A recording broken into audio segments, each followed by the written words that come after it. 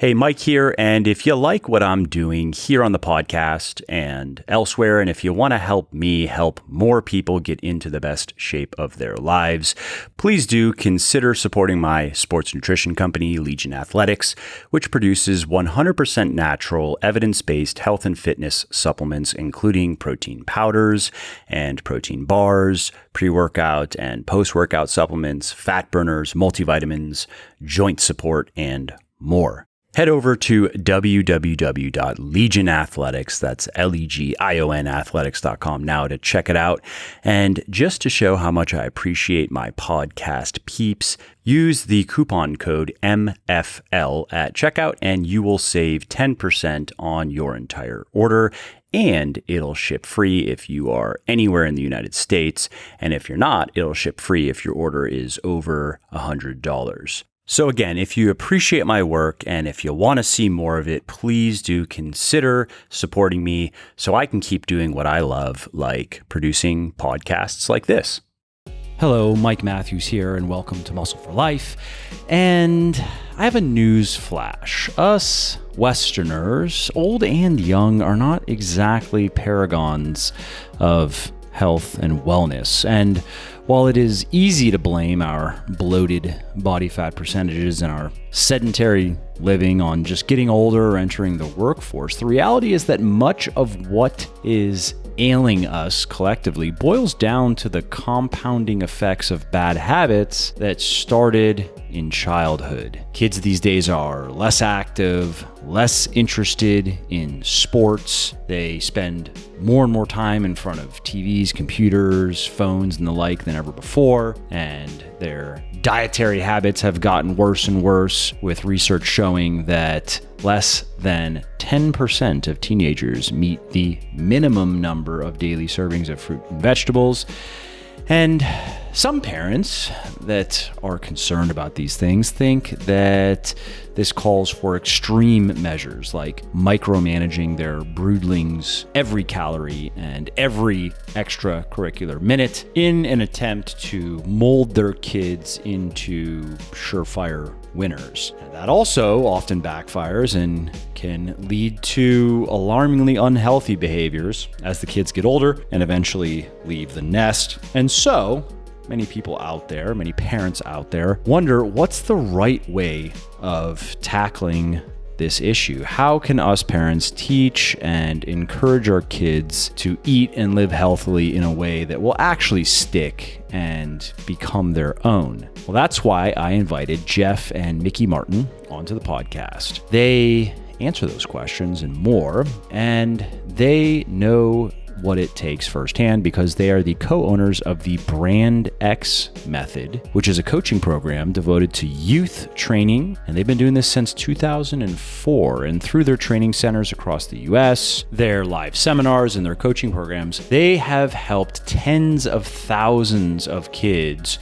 learn how to move right, how to be better athletes, how to avoid injury, how to eat better, and basically how to enjoy being a kid without ruining their body, and even better, while improving their body and setting themselves up for a long, healthy, and productive adulthood. And in this episode, Jeff and Mikki share some of the key lessons they've learned over the years, helping kids get and stay fit, including where to start when they're young. So I'm talking, when they're 3, 4, 5, 6 years old, how to help kids get into sports and enjoy sports, and especially as they get older, as they mature into teenagers, how to introduce kids to nutrition and how to get them more interested in eating well and more. I hope you like the interview.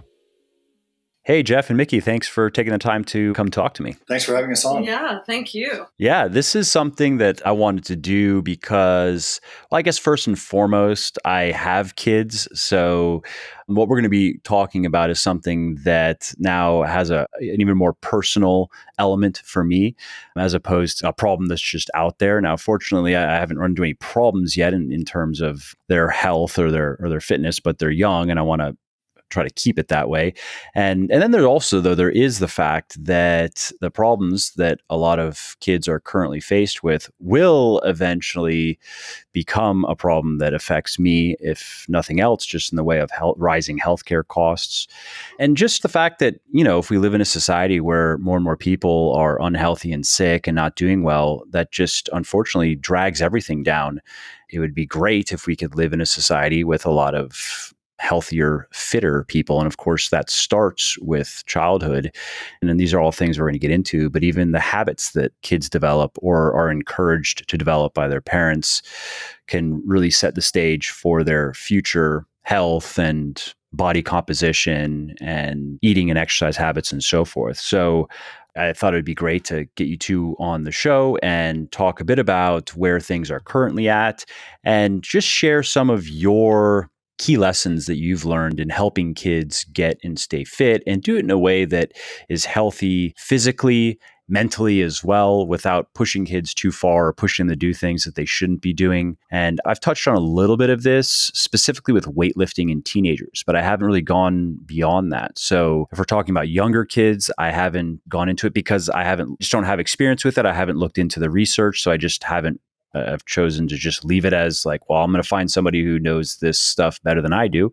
Cool. I love that you see it, Mike. Not everybody even sees it. They just sort of take the state of things as the way it is, and they're not really observing and seeing patterns of what has been changing and how that's affecting the future. And then the need there for intervention and serious intervention, at least in this country. We see it worldwide, but we definitely see it here at a scale that's unacceptable. You mentioned healthcare costs. Obviously, I think what people have a big awareness of is type 2 and obesity, and that moving downward in age and what that's doing to our children's health. We are involved with an organization called Teen Lift, where we're making great change in that area. And that's something that is important to the future, that we can address this with kids. We owe them more than just letting them slide into ill health because no one's paying attention. But for the majority, that's a huge and important thing to think about. But the thing that I think is people have less awareness of is that all kids are experiencing less movement exposure. And it's not what they are doing with their time, it's what they're not doing. So people like to blame, for instance, technology and say, well, kids are, on their devices, and so that's the problem. Well, really, it's not the device, it's what they're not doing that they would otherwise have been filling time with. So if they would have otherwise been filling time with getting home from school, throwing their backpack down, running down the street with a pack of other kids, climbing trees, hurling themselves over walls, kicking the ball around, finding something to play with, learning to cooperate with other kids just through organic play, having no rules, learning to adapt. Those things are essential to not only physical capacity through life, but they're essential. They're finding that play, that socialization is essential for mental health. We have a huge problem developing with anxiety in youth. And they're looking at what are all those reasons. Well, a great portion of that is lack of play. So you're going to hear my voice change because that's so sad to see that we're allowing mental health problems now to come out of lack of movement exposure and playfulness and those things that really are essential to a full development of a human. Mental health, physical health. The Brand X method focuses on progressive physical literacy. We start at the very base. We want kids to learn to be able to interact with whatever environment they're presented with and be excited about doing it, to come up with a movement solution to the problem presented in the physical world. So that's a big picture, what we're doing, looking at addressing some of the issues. Let's look what society looks like, or what a typical day of a child looks like now. They get up, they have maybe a cereal for breakfast, then they're driven to school. So they drive to school rather than maybe walk like we did maybe 20 or 30 years ago. Drive to school, sit in class. PE has been largely taken out of many schools, elementary schools. I didn't know that. Why is that? Well, at least what's the purported reason for removing PE? Yeah, that really started back in the No Child Left Behind. We want to spend the time in the classroom, not out here. And then, I mean, we can get into this because I think it's horribly sad, but finish the day for the kid. PE's been taken out in our little town where we lived for 30 years, Ramona, that one of the schools had actually said that on recess, not PE, but on recess, the kids weren't allowed to run because it was dangerous. So what did he start? Yeah, nuts. Yeah, it's nuts. So now you take the kid and you say, go out, but you're not allowed to run around the track, or you're not allowed to run Whatever you do, don't be a kid. That's the key. Right, exactly. So now you have these kids who they sat all day at school, they come home, and now they're on their electronics while they're going outside and playing. Or they have a tremendous amount of homework now, where they have to, do 2 or 3 hours of homework in, 6th grade. And guess what? They're sitting. And they're sitting. So, and then you take that kid and you put him in, at 13 years old, and he says, I want to play high school football. Well, he's ill-prepared for high school football. From our perspective, we see what we've seen over the course of the last 20 years. In the last 5 years, kids coming into the gym who've lost common human movement. We look at a library of human movement that a child should be able to come into, our gym with or into play with. And it's like kids have lost their library card. A kid who's 12 years old can't skip or cannot jump, take off with 2 feet and land with 2 feet. Can't do it. And you have to go back, and our program then has to start, as Mikki was saying, our program starts to have to adapt to what we see in the culture. And we're seeing that we have to address, well, how do you teach skipping to a 12-year-old? How do you teach side shuffling to a 12-year-old? And it's even as far as how do you keep both feet flat on the ground? We're having to move the bar back constantly because of lack of exposure and the depth and breadth of lack of movement exposure. So, and back to the PE topic, PE's not, a lot of elementary schools don't have PE teachers anymore. Then you move into the middle school and high school, and PE is ball sports. So a child doesn't have the requisite strength and physical literacy to excel at the ball sports. Yeah, and that's the end of sports for them. They go, this sucks. I can't even skip. Loss of motivation. It's a huge problem. So what we try to do with kids that come into our gym is teach them that movement is part of life, that everybody can learn movement and they can see movement problems and movement solutions. So like climbing a tree would be a movement problem that you have to provide your own movement solution to. Things like that we want kids to see and begin coming out of our gyms or out of the Brand X Method training centers as kids who see movement as important as breakfast. So, if you don't have breakfast by 2:00 in the afternoon, you're hungry. If you haven't, if a kid who's come through our program hasn't moved in the day, by 2:00, they're going like, I got to do something. The importance of movement and play applies to adults too, really. I mean, it applies even more so to kids, but and most people listening would probably agree with that, just instinctively go, yeah, we all know it's important to just move around. And then as far as play goes, although maybe our version of play changes as we get older, anybody who has taken it out of their lives for some period of time, and I've done that myself, where for an extended period of time, I've really just worked and there weren't really any activities that I did just for the sake of enjoying them, even though maybe some aspects of my work I enjoy more than others, but it's different. It's different when you're on deadlines and you have to get things done. It's nice if you can kind of enjoy the process of doing it, but that's not the same as some activity that you really just enjoy and it's kind of unstructured and there aren't deadlines and there aren't even necessarily goals. It's just something that you do because you enjoy it. And yeah, I don't know if there's research on this per se, but I know there are quite a few anecdotal stories out there from people. The ones that I'm thinking of were people who were entrepreneurial types and kind of, type A work people who over time just developed more and more symptoms related to anxiety and were just having more and more trouble in their day-to-day life. And one of the things that worked the best for them, again, I think of a number of cases of people who had written up stuff on Medium and other websites. In fact, one person even wrote a book about it, was just taking up a hobby that they do just for fun and making sure that they make that just as much of a priority, even if it's just one time slot a week, that they don't sacrifice that to do a little bit more work or something else that is not fun. And in the cases of adults, it's made major changes. And again, in a few cases, like completely eliminated feelings of anxiety. So, you can imagine, and we can all think back to when we were kids, you have a lot more energy and everything is developing. And especially as you start going through puberty, your body is like supercharged with hormones. There are even interesting observations that have been made about what you do in that period of puberty, especially in boys, in terms of your body composition can kind of set the stage for the rest of your life. There's epigenetic things in play, things that we probably don't even understand yet.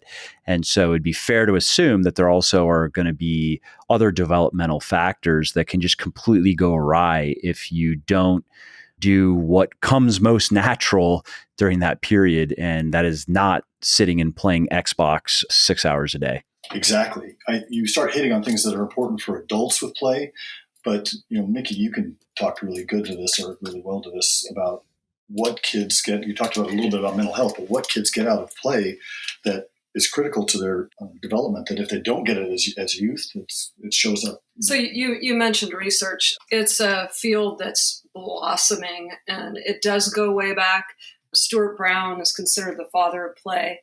Anybody who has any interest in this subject, go look at the TED Talks. Someone else, very current, Charlie Hone, and he's talking about what you just discussed in the adult world and what's been missing and the connection to anxiety and happiness, really.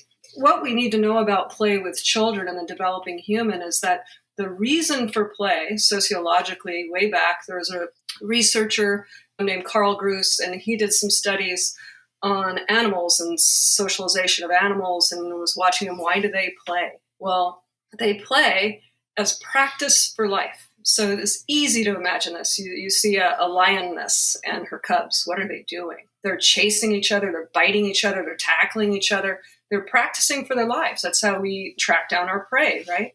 So it is not any different for other animals. And they found that the more a species plays, the more evolutionarily successful it is. Now, that's mind-blowing, especially if you take that information and apply it to what we're doing right now. What does that mean for our kids into the future if they're playing less? Will they be less well adapted? We're starting to see the answer to that question. I think it's clearly forming to be a yes. It's a tragic answer. So there's so much that comes out of play that's positive, mental health wise, but socialization wise. We also have kids who just are stunned by a new experience. Oh, I've never had this happen before. I've always been in sets of rules. I've always been in sport, for instance. People use the term, my kid plays sports.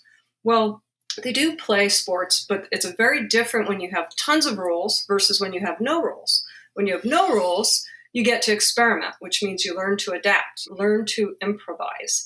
And that improvisation, that ability to take a new situation and not be mind blown by it and know, hey, I can figure this out. I have this weird stick to hit a foil ball with, and I'm going to learn how I'm going to do that and make it work and still sail it over the fence like I can with a wiffle ball. So I'm adjusting to a new situation. It's muddy. It's not everything is a manicured field that I know exactly what's going to happen on. It's a bunch of new situations to which I have to adapt. And usually I have to adapt to those situations with a group of other people who will all walk away if they feel like it, if we're not interacting in a cooperative way.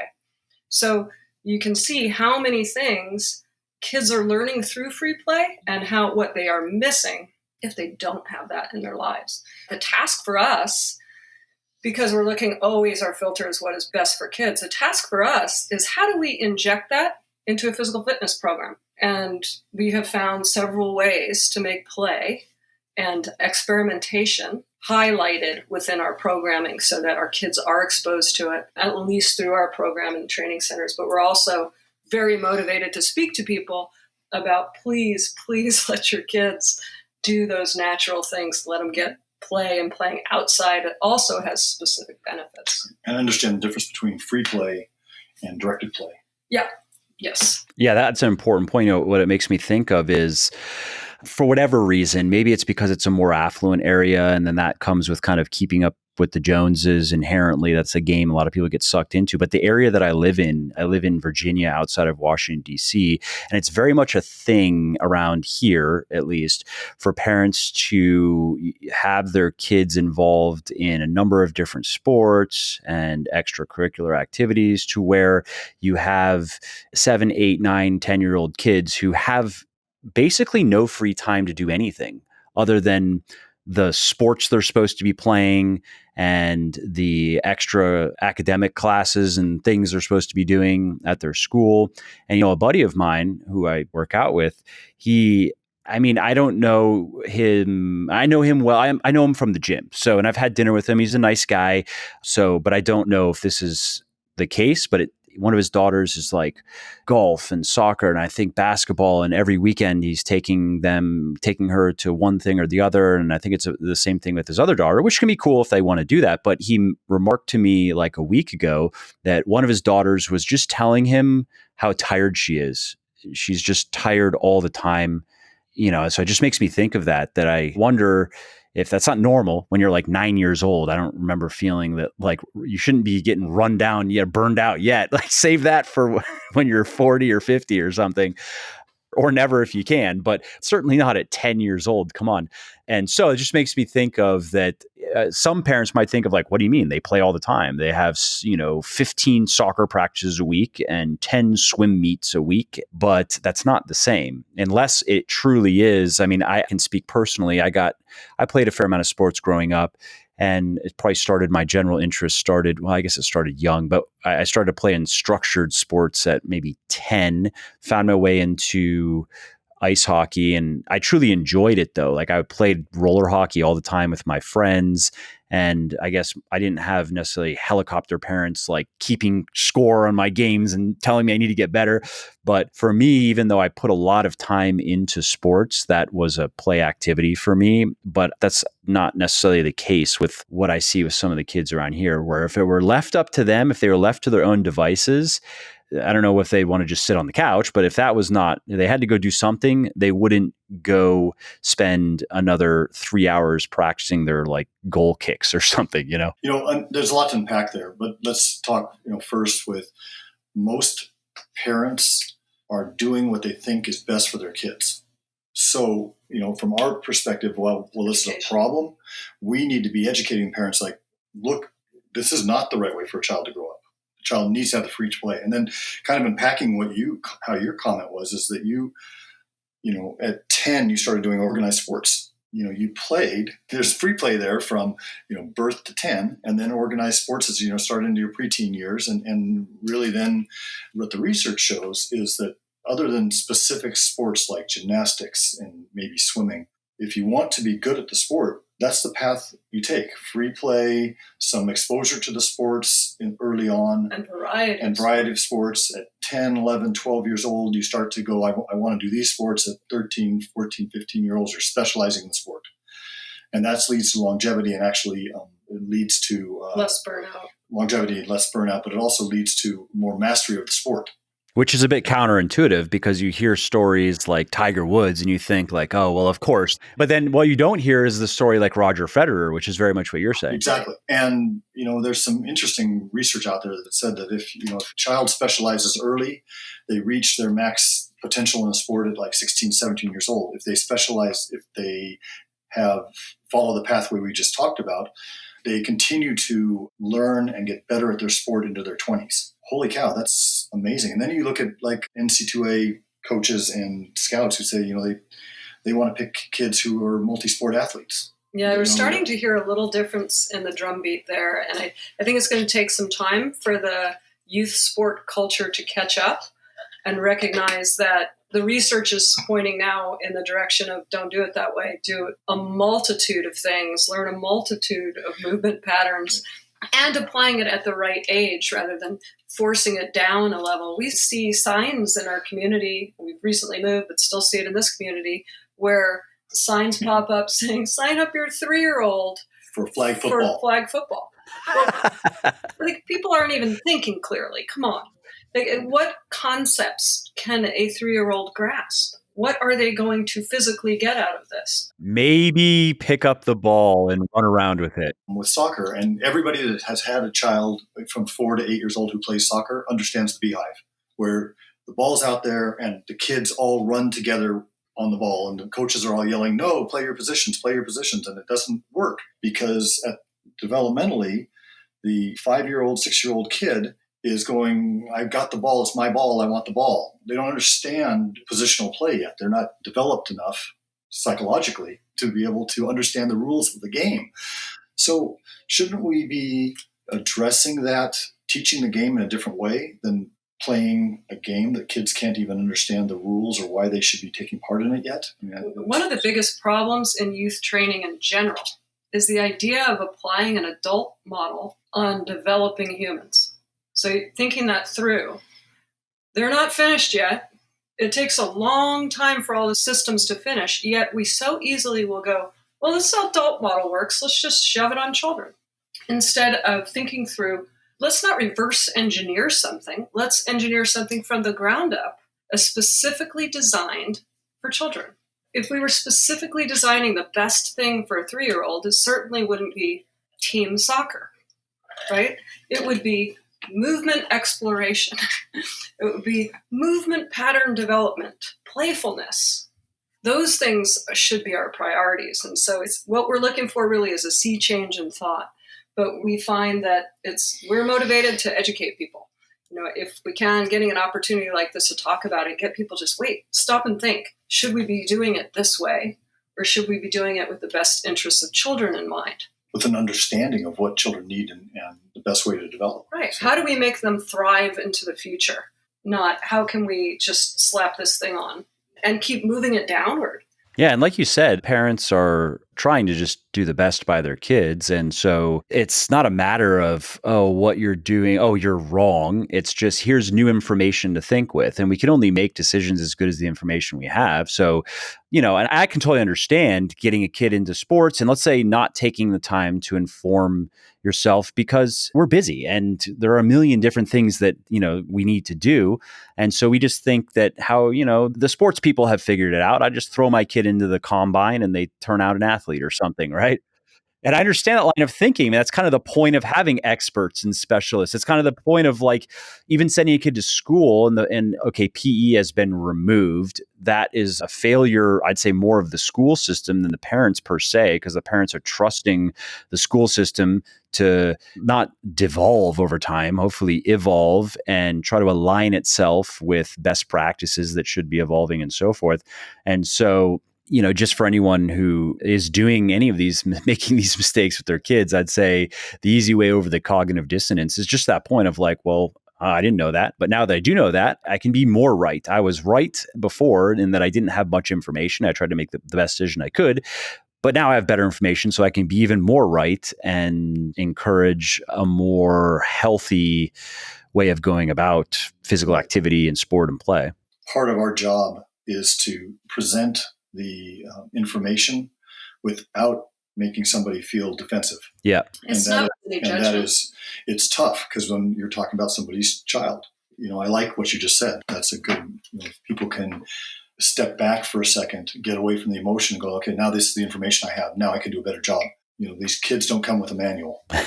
And people who know our history know that our program has changed greatly over time with learning. We became more educated about the subject matter. We went out and looked at the research. We learned and realized, whoa, we weren't doing that exactly right. Let's change that.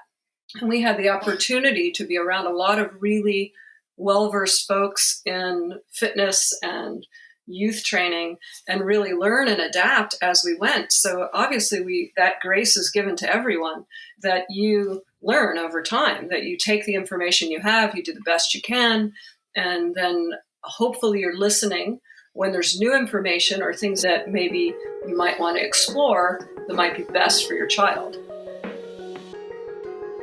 Hey, quickly, before we carry on, if you are liking my podcast, would you please help spread the word about it? Because no amount of marketing or advertising gimmicks can match the power of word of mouth. So if you are enjoying this episode and you think of someone else who might enjoy it as well, please do tell them about it. It really helps me. And if you are going to post about it on social media, definitely tag me so I can say thank you. You can find me on Instagram at Muscle for Life Fitness, Twitter at Muscle for Life, and Facebook at Muscle for Life Fitness. Let's talk about some of the solutions that you have discovered and developed over time. Let's talk about a bit of your approach and maybe some practical tips that you can share with parents.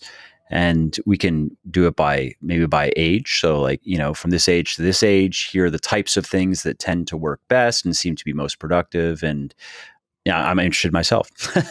We have a template we call Explore, Express, Excel. And that is something that applies to many different levels of what we do. But you can think of it this way. A young child is in a stage of development. Explore stage would be a 3 to 8-year-old. The numbers are rough. Some children will develop more quickly or more slowly. So when I say 8, could be in the next group. Yeah. Depends on they the child. They don't change just dramatically when you bring the right. birthday out. So we have an Explore group. That group should be exploring movement. Biologically, they can only express certain types of workouts or contractions. And because of that, we shouldn't be programming things that they can't even biologically adapt to. So, for instance, we don't want to put a 3 to 8-year-old under pure intensity and power output as some kind of indicator of where they are. We didn't know that a long time ago. We know it now. So what we want to be doing with kids of that age is let them explore movement. So that means let's move in this way. Let's move in this pattern. Let's practice that. Let's practice in ways that are going to build a foundation so we can move to the next step, the Explore group. The Explore group are 8 to 12-year-olds.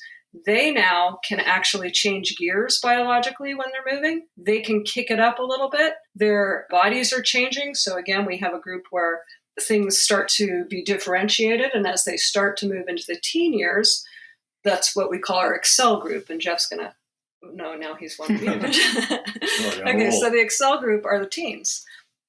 And the teens now can express things more like adults, meaning all of the energy pathways, or contraction. So they are able to now do interval and intensity in the way that people are thinking of when they look at the adult models. So now we can start to explore that with them, but we are always still practicing basic movement patterns prior to complex movement patterns, and we're never loading children until they have the ability to safely show that they can handle basic movement patterns. Which is just a logical way to teach anything, really. Like, you have to learn on a gradient. You have to learn the simple stuff first and make sure you've got the simple stuff before you move on to the more complex. It's one of those things that it sounds commonsensical when you say it, but it is rare to find. I mean, I'm sure it is in your world, but it certainly is even in the world of education, and just you try to go about learning anything, and it can be hard to find resources that are laid out in that logical manner where they're really doing a good job making sure that you fully grasp the most basic fundamentals before moving on, even starting with stuff like terminology. Yeah, it's a mistake to just hit somebody with a bunch of terminology they don't understand, or at least it's kind of rude. What you're saying is, have fun spending half of your time in the dictionary because I need to use a lot of words that you don't understand. So similarly with physical literacy, it's like not hitting somebody with multi-syllabic words before they even know how to pronounce, the basic phonemes. Yeah. Like switch gears a little bit, talk about like a strength program for teens. You get a 14-year-old in, and what's typically done, 14, 15-year-old comes into the gym. He looks like an adult. He's developed. So they teach the movement. Here's how you squat. Boom, slap a bar in the back, and we're gonna find out what your 1 rep max is, and then we'll do your percentages from there. And when you start to think about where kids have come from and the loss of physical literacy, the loss of this, is that really an intelligent way to go about safely programming a strength program for a teen, given that a teen hasn't fully developed their frontal lobes and being able to even make good decisions about, among other things. Yeah, that's why they still aren't adults, or why they still have to have parents. So we take an approach, we call it a base, build, and boost. Child comes into your gym, you should be working on the base. They should work on body awareness and positional consistency. So if you're showing a child how to squat is different than teaching a child to squat. And so when you're teaching a child to squat, you want them to standardize their movement. I want to know that when they start the movement, their feet are pointed forward. They're in a certain position. I can stop them in a position, and it will look like it the same way every single time. We want to have that positional consistency and that body awareness before we add an external object, which is where we go with build. If somebody has positional consistency, they have body awareness. We've spent some time teaching them that, and that doesn't happen in one class. It happens, depending on the ability of the child. It may take, several classes to teach them simply how to squat in the air right. Once they have that down, you can add the ability to move external objects. So, we're not talking about deadlifting. We're talking about, can you keep your spine in the neutral position and pick your backpack up off the ground safely? Finally, when they can move these good patterns, correctly and safely, and you've seen it in them start to introduce external objects, now you can start to load them. And, that's the only way that it seems to make sense to us. And then you build a program around enhancing those things. So, you don't just start to find somebody's 1 rep max and then work on their percentages. I've got kids who are 12, 13 years old. We're going to do a lot of reps correctly with lightweight. But we're going to do it with the coach watching. Right. And also small incremental jumps, right, so that they have a motivation to continue every week. If we max somebody out within their first 6 weeks, when can they jump again? We ruin motivational trajectory. It makes it less fun. Yeah, but absolutely. We have to build, we ran our strength program for about 10 years out of our gym. Last time we looked at it was 2016. We had over 90,000 contact hours, and we didn't have an injury that was required intervention. So a kid might pull a hamstring or something like that, but there was nothing where they had to go to an emergency room or go to a doctor. 0 injuries in the 90,000 hours. That's an outstanding safety issue. But on the other side of that was our teens produced over 100 state and national powerlifting records. But we were never looking at numbers. No. The funny thing about that is we've never looked up what the records were. We just moved our kids well and progressively moved the weight up as they could handle it. So that was just because they were consistent, and because they never were injured, they didn't have to lose time on their consistency. Focus is always on the movement and how to make the movement better. And what does that do? That helps them with something that transfers to everything else too. And we miss that in this whole discussion, is that we also want transferability to life, to high-level sport, to whatever kids want to do. We want to give them, I look at it and call it like the menu of life. Like, compare it to if you go to college or you don't go to college, you get a different menu. I have these choices, or I have this world of choices. It's kind of the same thing. If you have movement exposure at a certain level, you only have a few choices. If you have the whole movement library, physical literacy, and a background of free play, you get the giant menu. You get to pick. You can at any point say, hey, I feel like trying that. We have multiple kids who, through our program, starting it at 4, walking out at 18, walked onto college campuses and tried out for sports they'd never played before and got on college teams. And we realized that is just because they were exposed to everything and had the motivation and confidence to say, I want to try it. And they just walked on. And that's the gift we want to give kids. We want to make sure they have that opportunity, and we feel like they deserve that from us. That's great. And of course, it extends to non-physical things too. I mean, just that confidence in themselves that they can learn things, and through really repetition and through resistance and through progression, they can get better, even if they don't explicitly realize it. I mean, I've seen it many, many times working with so many people over the years, just helping them get into better shape. It inevitably ripples out into other areas of your life. Even if you don't explicitly think it, it's like, I did that and that was kind of hard. So who knows, maybe I can do this thing too that has nothing to do with squatting weight. But it has everything to do with squatting. Yeah, exactly. We had a young kid come into the gym, and following the story. We had a young kid come in the gym. He was, I think, 13, 14 years old. At the time he came in, he was getting D's in math. A year later, working out of the gym, we're on the platforms. I'm hearing him talk to the other kids, and he's telling the kids he's getting an A- in his math class. I took him aside and said, hey, so what's going on? He said, well, before I looked at math and I'd see the problem. I go like, I just can't do that.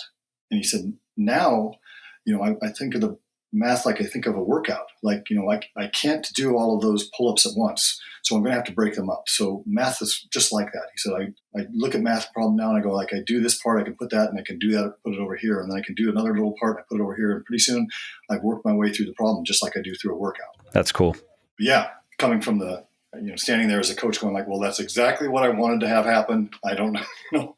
And you just expressed it a whole lot better than I can. Yeah, that's great. Let's talk about nutrition. How do you approach that? Carefully. Yeah. Carefully. We were just talking about some new content about different types of parents, and this came up. Nutrition is, like everything, is optimally very personal. In a perfect world, we'd like to take each person and know their genetic makeup and their DNA and everything and be able to say, let's fine tune it to that. But what we have are parents who sometimes have a family history of a certain way of eating, and they show love in certain ways, usually through food, or it's a hard thing to jump into, to talk to parents about how kids should be eating. So what we start with is just education on what food is made of. So the base, build, boost model. So what is food? What are carbs?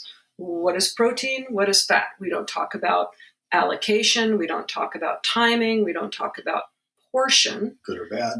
Good or bad. We're just defining it because we find that the kids aren't even necessarily given definitions of food. We might think they are somehow in school, but when we start to query that, we find they're not. I mean, most people couldn't answer if you were to say, most people, I mean, I've done this and I talk about this in my books and elsewhere, like just take the average person and ask them to define the word calorie. 8 out of 10 will get it wrong. If we're saying right needs to be the entire concept, maybe they'll get like 1/5 of the concept right. But yeah, if you don't learn it, you don't learn it. And if you think about it, you go, it's like a thing that makes you fat.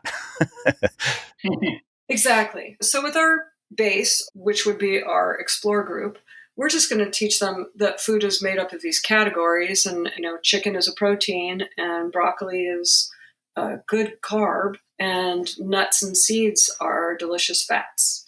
And we just give them some positive input and some definitions, and we start to move into, from there, educating them in the build period on what should portions maybe look like, that food volume has an impact.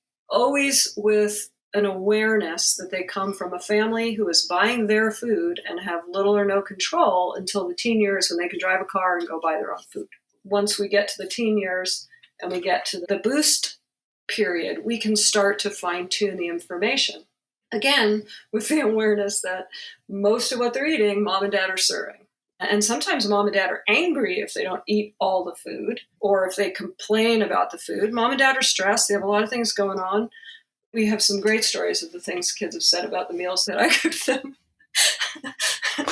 It's a tough thing. You're trying to get them to eat healthy amidst what is for most people a very busy schedule, and trying to do your best by them. So there is always that concern that we know that parents are doing their best, but yet we want to give the children information that they can take and carry with them and explore more as they get older.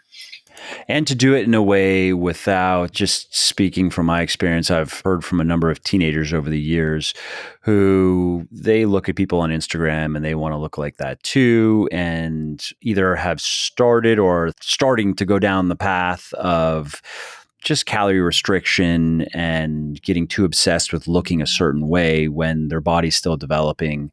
And so what I've always done with the kids that I've spoken with is getting them away from caring too much about calories in versus calories out, and not getting too much into the nitty-gritty details of dieting, which is more relevant when you're older and really want to optimize your body composition, like physically and I think emotionally and mentally, it's more relevant. Whereas with teenagers, I've just encouraged them to develop good habits, get in the habit of eating a few good meals a day, of eating a few servings of protein, of eating plenty of nutritious foods, relatively unprocessed. If they want to have some sugar and that's okay with their parents, whatever, don't worry about it. They don't have to be afraid of any food. But so long as they stay active and develop just good eating habits and allow their body to just develop however it's going to develop for the next couple years, like just wait until you're 19, 18, 19, 20, before you even think about, getting really lean, for example, which is often what a lot of these young boys and girls want to do. And I mean, I'm sure you could comment on this, but it's just a bad idea to spend an extended period of your teenage years in a calorie deficit. It's a bad idea physically, and it can turn into eating disorders and body dysmorphia type situations. And so that's something I've always encouraged, just good habits, develop a good relationship with food, and just get used to eating fairly well. It doesn't have to be perfect, but it doesn't ever have to be perfect, really. If you do the most important things mostly right most of the time, you're going to be golden. That's really a good summary of what we're trying to accomplish with it, especially like in the teen years. Just, we don't want them coming out of that time frame with a bad relationship with food. We want them to see it as fuel. I eat the fuel, and that's kind of where our pathway down that road. As a teen trainer, I used to do things once a year. I would have the kids do a food log so I could see what they were eating.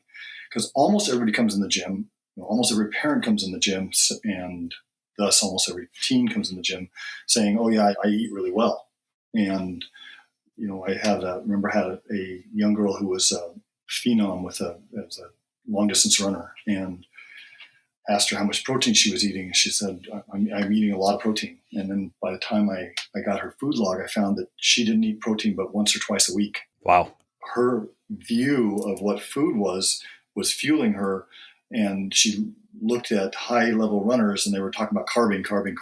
So it was a dial back, a lot of discussions with the parents on, how to include protein in every meal and that kind of thing. And the food issue is kind of, it's fraught with traps and ideally you have buy-in from the parents. Right. Yeah. They're fine with also, because really what it comes down to first and foremost is the parents have to eat the same way, at least in front of their kids. Like it's not going to work if they're bringing home McDonald's for themselves and then telling the kids to eat some steamed broccoli or something. Yeah. Early on we got, and you kind of hit on this, like, don't condemn or don't say no sugar. We got into we're not going to have any sugar in the house. Worst mistake of our life. That was really just, we tried it. We had our middle boy. Got into sugar trafficking. Yeah, got into sugar trafficking. And anyway, one day they all went to school, and being the good dad that I am, I went in and tossed my kid's rooms. He was in late junior high, and we just bought these new mattresses, and I turned over the box spring and I saw a hole in the box spring, and I reached inside and I feel a baggie. And I'm like, oh no, worst day of my life. My child is, all the worst things go through your head, right? Yeah. And I pull out this baggie, and it's full of gummy worms and gummy bears. I mean, it's just a quart-sized thing of baggie with all this candy, and hiding it in his new mattress from his mom and dad, which was cool because, when he came home and he got into his room, he found that I'd replaced it with fish oil and almonds. And he didn't appreciate that at all. But put it back. But what it does when you say, no, you can't do this, especially for a teenager, they're built to be oppositional. Yeah. So that's what I'm going to do. So that's what I'm going to do. I'm going to live on sugar. So we learned our lesson and had a much more sane approach to Here's that. A small amount we'll have in the house, and that's it. You just don't buy more than that. Yeah. And that's exactly what we do is I have a little bit of dark chocolate every day. I'm not really a big sugar person, but there are, let's see, like these little Annie's little cookies that the kids like. We'll let them eat some of those every once in a while. But we've always had a little something for them that if they wanted to have something sweet. So far, my son's 7 and my daughter's 2. There's never been any problem. Like sometimes my son will eat, like when he had his Halloween candy, we let him decide. Like we didn't really police it all that closely. And then we were like, all right, dude, you're eating too much Halloween candy. That's not how Halloween candy goes. But generally speaking, or sometimes my daughter will, she'll sneak in and grab some chocolate or something. But by being pretty relaxed about it, they have never gotten into like a weird relationship with sugar or abused it. It just seems to make sense. I mean, I had a similar thing growing up. For some time, my mom didn't want to buy any sugar or anything. And so I'd just go to my friend's house and eat a bunch of, like gummy worms and stuff at his house. Like, oh, what do you think I'm going to do? We found it's best to give them the tools, give them the information. And then when it's time for them to make those decisions, they at least have the information from which to make decisions. They may have a family pattern and a family sort of what they grew up with, which supports healthy eating, or they may not, but at least they'll have the information on what they can explore to stay healthy and be healthier, and then make their decisions from there. And that takes more time and work than just being authoritarian and being like, well, I'm the parent and this is what you're going to do. But ultimately, it's going to produce better results. It's time well invested because you're saving yourself bigger problems later down the line. It's healthier that way too. They see the choice for eating well as their choice rather than something you required That of them they to were do. forced into. Totally. What about supplementation? Are there any supplements that you generally recommend or like to see kids taking? First, we look at big picture things. So really, if the big picture things are solved, then we can start to think about that. But it's the least important. I mean, it's the same thing with fitness. It's like, you have your pyramid of importances, and at the base, you have stuff like energy balance and macronutrient balance and nutrition. And then all the way at the top, you have supplementation. It's something that is supplementary by definition, right? People try to supplement a bad diet. Yeah, it never works. Yeah. And you know that, we know that, and we don't want to get the children into that frame of mind. That being said, so if we have you have a strength class and you have a 5'5", 125-pound 15-year-old who's, eating a lot at home, and he comes in and says, would it be okay for me or healthy for me to have a shake in between after working out, because I really, I want to put on some weight. And you understand that and go like, well, that's, certainly okay. That's going to be okay. Sure. That might not be exactly what I want him to do, but, he's showing there's a reason why he wants to gain weight. I want to play up next year in high school. I need to put on 10 pounds. The coaches told me I need to put on 10 pounds. Well, I'd rather have him having a shake after he lifts than having some like Pop-Tarts or something. Yeah. One of the coaches at the high school told a football player that we had training at our gym that we wanted him to gain 15 pounds in the off season. So he'd like him to replace all protein at his breakfast and replace it with pancakes and French toast and donuts. This coach did not walk around campus, but rather drove some kind of vehicle. So if you were to make this mistake, it would make me feel better about myself. So here, do this. Exactly. But I'd rather him supplement with the protein shake in between lifting and his next meal than replacing the protein in his breakfast with pancakes. I think the key there, though, is that he came to you for advice. So you've given him information, and then when he had a question, he came to you and asked advice. Yeah. So that's the key, is if we're building trust with these kids, we know them, they know us, they know their coaches care about them. And when I say us, I mean Brand X professional youth coaches. If we have that relationship, they're going to ask us when they have questions, and we can offer advice without judgment. Just, yes, that sounds like a better choice. Absolutely. What are your thoughts on an omega-3 supplement, a vitamin D, or a multivitamin? Well, we take all of those, but we're adults who look at what we need and what we think we may or may not be getting, if we're getting enough organic foods or not, or enough of a certain nutrient or not. So I feel like that becomes very specific, what you might need. And I also think that it depends. I've never read anything about still in 20 years of doing this, I haven't read anything about omega-3 or fish oil being problematic for supplementation. But it's still, again, it's supplementation. So if they're eating well at home and their family is going like, we should supplement with fish oil, that's going to be good. I think we've never said no to that. When a parent asked us, do you think that's a good choice? We've said yes. All that we've read looks like that's positive. And in fact, there are some companies that make little squeeze packs that are flavored. Or little gummies. Like that's what I give my kids, just little omega-3 gummies, because they're decent eaters, but I'm not going to be getting them to eat any mackerel or anchovies. It's just not going to happen. We tend to try to get, as a youth coach, I tend to try to get away from the specifics of that. That's, I don't have a nutritional background. So if I'm giving that, supplement that fish oil with your, 4-year-old, that's a decision that the parents should make. The information I would have is I've never heard that that's going to do anything but have positive effects for a child. Yeah. No, I mean, I've spoken to a number of pediatricians and just nutritionists who are like, it makes sense. I mean, they're not going to get any of it really in their diet, even though their diet's okay, but they're still kids. I mean, they only are willing to eat so many nutritious things, and it just is what it is. And so that's why I'm happy to give them, and that's what I give my kids. They get like these little omega-3 gummies and then a vitamin D gummy. I mean, there's even good research on that. They're inside a lot, and when they're outside is whether there's sun exposure. It's just like anybody, really. We all need to supplement with vitamin D, period.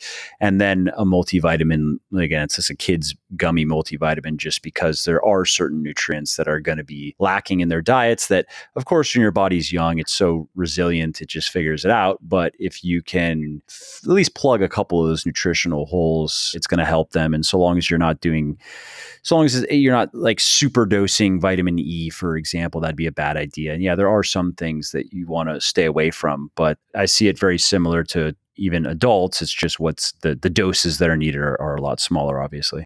Kind of comes back to the same idea. If 14 or 15-year-old kid is coming to me asking me if he can supplement his protein intake with a shake between his meals, the first thing I'm going to ask him, are you having protein at every meal? Yeah. And then he goes, yeah. Well, okay, then you're supplementing. That's fine. You have a good healthy diet. You want to supplement it with fish oil. Cool. That's the difference between trying to Band-Aid.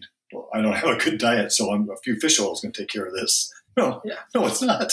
Yeah, or a multivitamin or any other supplement. Period. Yeah, exactly.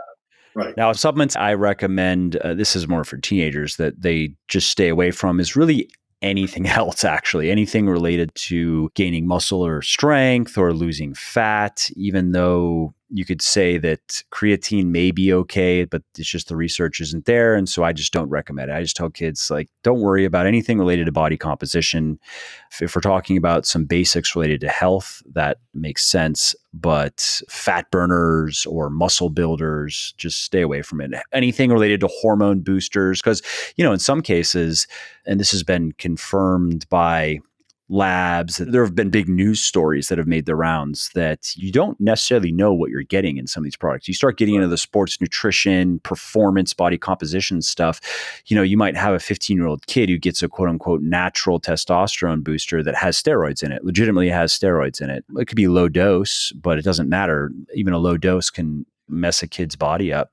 And so it's better to just, for anybody who has teenage kids who are into lifting or playing sports, just stay away from any of the, and that includes, I'd say I've had parents ask, even wanting to buy my stuff, and my stuff is clean and not spiked with anything, but I still tell them the same thing. If some protein powder, if it's necessary, it shouldn't be necessary. I think they should just learn to eat enough food, but I can understand in certain situations it might be nice to have. And if you want to, I don't sell vitamin D. I mean, I have fish oil, but there are some basics that, and you can look at the research. Here you go. I think this makes sense. But outside of that, just don't give them a bunch of pills and powders to take. That's a sound way to go about it. You said it earlier, these kids, when they're teens, their bodies are dumping hormones on them. It's like a natural steroid cycle, actually, is what it is. You're already in a place where you're anabolic. You're dumping all of this natural testosterone into your system, and you don't need to mess with it. You just don't. Yep. You'll just support it with good nutrition and exercise, and sure, hydration, good sleep hygiene, make sure you have sleep. Just do all the basics and your body's going to take care of you. That's exactly right. We call that, in our professional youth coach certification, we call that the nourish section, where we talk about the whole sort of recovery and nourishing the body piece for kids and how to think about that and present it. Are energy drinks, like caffeine intake, is that becoming an issue with teenage kids? Yes. Yeah. And they often see it with their parents, right? Parents get up and get the energy drink, and they think it's okay. We actually sold them in our gym for a while and then stopped because we realized that the biggest demographic that wanted them were under 18s. And we didn't feel like that was a good choice for us to make, to put that in front of them necessarily. Yeah. Because it's so easy when you don't understand, it's so easy to abuse, and you not realize that, oh, wait, this kid's been having like 800 milligrams of caffeine every day for months now. Yeah. Right. So we just said, bring water to class. Yeah. Once in a while, I'd have somebody, go get a Slurpee and bring it in, and they thought they were being really revolutionary or whatever, bucking the system with a Slurpee. But wasn't too much of a problem. Most everybody understood, and that they felt better if they had water. Then there's that Fit Aid revolution for a while, that kind of thing. Fit Aid is it's an energy drink, right? Yeah, we had to. Oh, it's like a caffeinated. Yeah. Yeah. It's like a naturally sweetened one or something. I haven't had it. I randomly heard about it recently. One of our original kids that we trained actually developed that. Yeah. Oh, funny. Sold the company. And we had to go, we're not putting it in our gym. Sorry. Sorry. That's Sorry, funny. David. Sorry. I feel like I'm looking at their website. What's the guy? I feel like I met this guy. Where I'm going to look at this after. I'm like having a deja vu moment where I was at it was a podcasting event, and I think it was the guy who did this Fit Aid stuff. Anyway, I'm going to look at that after. But the young man's name is David Shanahan. Okay, I have to find his face and see. But yeah, no, that makes sense. I haven't looked into the literature at all on caffeine intake and teens in particular, but I'm assuming that it's just generally a good idea to stay away from it altogether. Is that true? Do you know? Or there is some recent research out that at certain levels is dangerous for the kids. Again, it's coming back to, if you're sleeping well, you're eating well, do you need this? No, I just want to fit in with doing this. No, then let's not do it. As youth coaches, we should err on the side of keeping them safe. It's our responsibility. So if we're unsure, if there's research is still ongoing, look at the whole vaping controversy, right? It's supposed to be healthier. Yeah, you know what's healthier though is not smoking or vaping. Exactly, because that's kind of the same idea with the energy drinks. Let's just not. And and if someday somebody says, "Wow, it's the best thing ever and prolongs your healthy life by 20 years," then we'll go, "Okay, you made a mistake." Yeah, sorry. But in the meantime, I bet you we're not going to find that. I'm not thinking that's coming. Yeah, no, that makes sense. We try to do that. Makes sense. Yeah, exactly. We all try to make sense, don't we? And again, that comes to the parents, though, where then I'm sure it's very helpful if they're not sucking down energy drinks every day in front of their kids. And if you can get the kids into the gym or into team sports, things like that, where the team starts to support good, healthy habits, then you have the peer groups, his or her peer group also. We don't do that, or we don't find that necessary. That's helpful as well.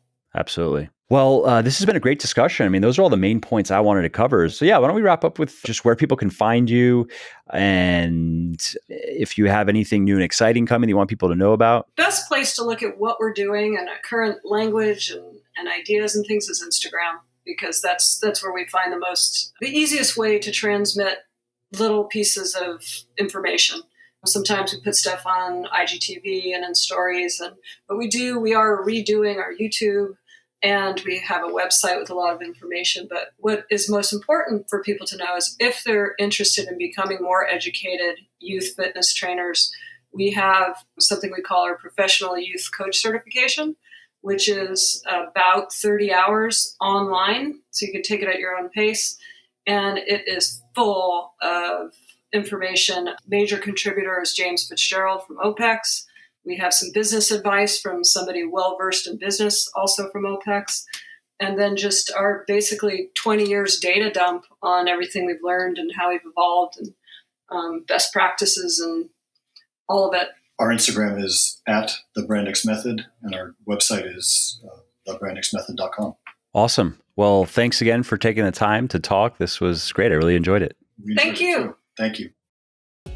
Hey, Mike here, and if you like what I'm doing here on the podcast and elsewhere, and if you want to help me help more people get into the best shape of their lives, please do consider supporting my sports nutrition company, Legion Athletics, which produces 100% natural, evidence-based health and fitness supplements, including protein powders and protein bars, pre-workout and post-workout supplements, fat burners, multivitamins, joint support, and more. Head over to www.legionathletics, that's Legion athletics.com now to check it out.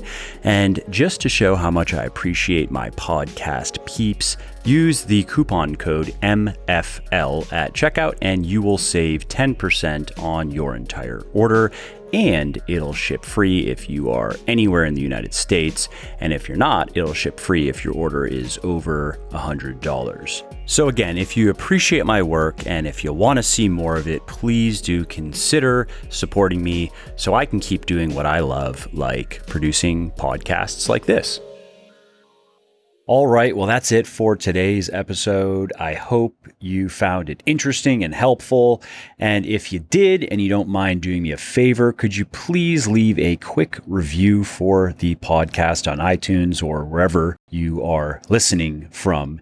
Because those reviews not only convince people that they should check out the show, they also increase the search visibility and help more people find their way to me and to the podcast and learn how to build their best body ever as well. And of course, if you want to be notified when the next episode goes live, then simply subscribe to the podcast in whatever app you're using to listen, and you will not miss out on any of the new stuff that I have coming. And last, if you didn't like something about the show, then definitely shoot me an email at mike@muscleforlife.com and share your thoughts. Let me know how you think I could do this better. I read every email myself, and I'm always looking for constructive feedback. All right, thanks again for listening to this episode, and I hope to hear from you soon.